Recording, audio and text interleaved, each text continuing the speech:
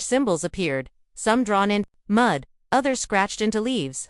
One morning, Mark returned to the same tree where Sophie's drawing had been, only to find it was completely blank. No carvings, no initials. As if the bark had healed or someone had wiped it clean. He panicked, flipping through the photos he had taken, but the image on his camera was distorted, as though something had blurred it mid. He stared into the jungle and realized, for the first time, that it wasn't just hiding his family, it was watching his every move. And maybe, it was starting to respond. It was the 24th day when Mark encountered something that shook him to his core more deeply than any symbol, sound, or whisper.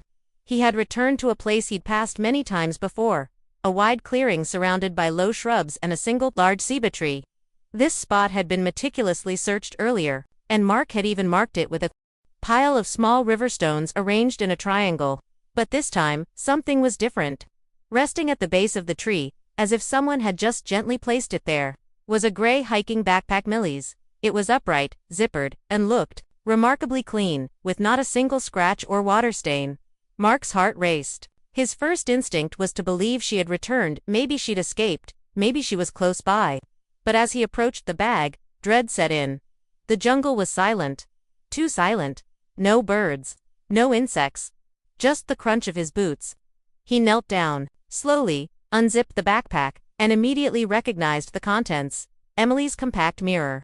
Her rain jacket, 2 granola bars she had packed at the hotel, and most disturbingly her field journal, the one she always carried with her on their trips. He flipped through the damp but legible pages, scanning her familiar handwriting.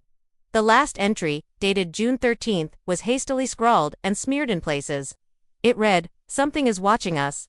I don't think it's an animal." That line hit Mark like a punch. The date of the entry matched the day they disappeared. How could the journal now be resting, pristine, in a location already scoured dozens of times by search teams? The jungle didn't just drop backpacks from the sky. Something wanted him to find it. But why now? Why here? And why was it so clean, untouched by the brutal humidity and rainstorms that had passed over the last 3 weeks? He looked around, half expecting to see Emily step out from the shadows.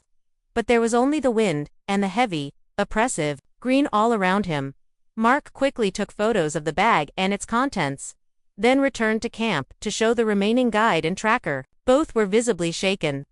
One muttered in Portuguese, crossed himself, and refused to speak further. The other advised Mark not to return to that area, referring to it as Terra das Sombras, the land of shadows. But Mark, now filled with a toxic mix of hope and dread, was more determined than ever.